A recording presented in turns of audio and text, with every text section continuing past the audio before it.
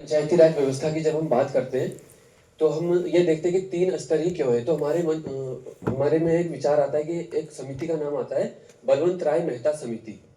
तो 1957 में इसका गठन किया गया और 24 नवंबर 1957 को इस समिति ने सरकार को एक महत्वपूर्ण रिपोर्ट सौंपी जिसमें बहुत सारे प्रावधान थे, लेकिन उसमें सबसे महत्वपूर्ण प्रावधान इसको माना गया कि पंचायतों के 3 स्तर होने चाहिए।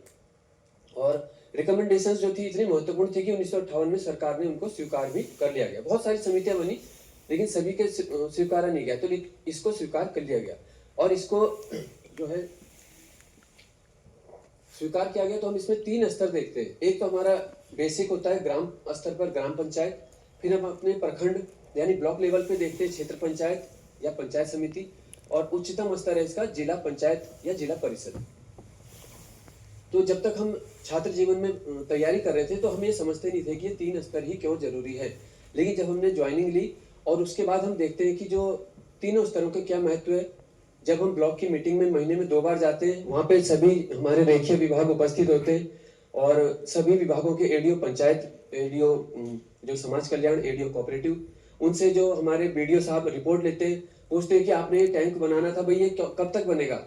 और उनको भी क्योंकि जिला स्तर से पूछा जा रहा है, तो तीनों स्तर कितने महत्वपूर्ण है, तब हमें उसका आभास हुआ कि ये अगर 20 वाला स्तर नहीं है तो केवल जिला स्तर 1173 पंचायतें जैसे पौड़ी में उनको नहीं कर सकता हैंडल। इसलिए ब्लॉक को कोऑर्डिनेट करने के लिए बहुत ही महत्वपूर्ण रूप से इसको बनाया गया। तो हम देखते हैं कि गांव स्तर पे ग्रामीण विकास कार्यक्रमों के हम क्रियान्वयन करते हैं। पंचायत के द्वारा शिक्षा, स्वास्थ्य समस्याएं, इंफ्रास्ट्रक्चर, सड़क, पुल, ये सब आ जाता है हमारे पास।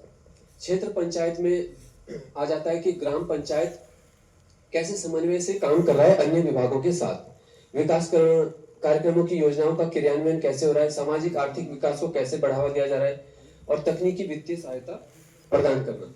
फिर जिला स्तर में हम देखते हैं कि जो डिस्ट्रिक्ट लेवल मॉनिटरिंग, इसमें सभी योजनाओं की होगी, विकास कार्यक्रम देखे जाएंगे, सामाजिक आर्थिक योजनाओं को कैसे बढ़ावा देना है। जैसे अभी हमारे जो डीएम साहब हैं उन्होंने जेजेएम के लिए कहा था कि भाई इसमें लग रहा है अनियमितता है, तो सभी जो है इसमें प्रमाणीकरण देंगे। तो हम भी अपने गांव में गए और वहां पे जो भी हमने वास्तविक स्थिति देखी और वही उसमें हमने लिखा था।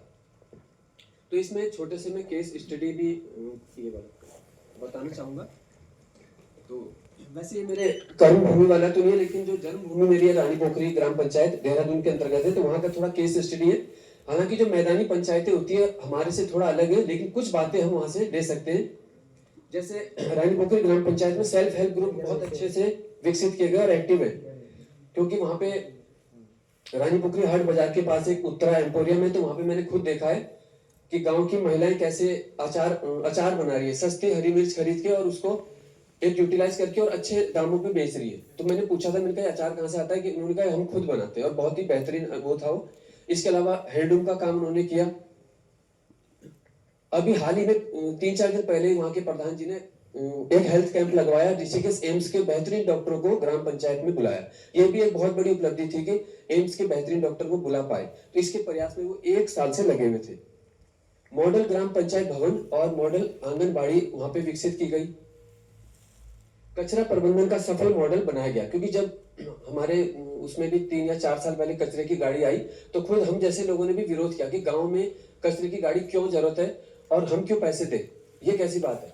लेकिन धीरे धीरे उन्होंने हमें समझाया कि हम प्लास्टिक जलाते हैं, कूड़ा कहीं भी फेंक देते हैं, तो उससे थोड़ा सा फिर हमें समझ आया कि हम ही अगर अवेयर नहीं होंगे तो और लोगों को कैसे समझाएंगे।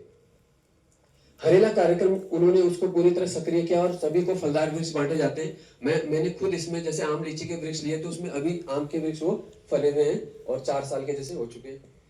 सामाजिक इससे पहले के जैसे रहे होंगे, लेकिन हमें इतना उसमें पता नहीं चलता था। तो एक एक्टिव प्रधान या एक्टिव सेक्रेटरी है, वो गांव को कहाँ ले जा सकता है।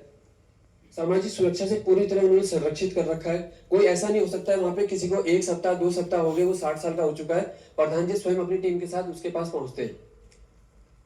और ये बहुत मुश्किल भी नहीं है, खासकर हमारे पहाड़ों में तो मतलब जनसंख्या भी बहुत कम है। ये काम हम कर सकते हैं, कुछ कर सकते हैं। तो हर चीज में हम बहाने नहीं कर सकते कि हमारे पास मैन पावर नहीं है, हमारे पास समस्याएं हैं। विवादों का प्रभावी निपटारा करवाया वहां पे, और आधार बनाने के लिए नियमित रूप से पंचायत भवन में ही सीएससी सेंटर की स्थापना उन्होंने कर दी।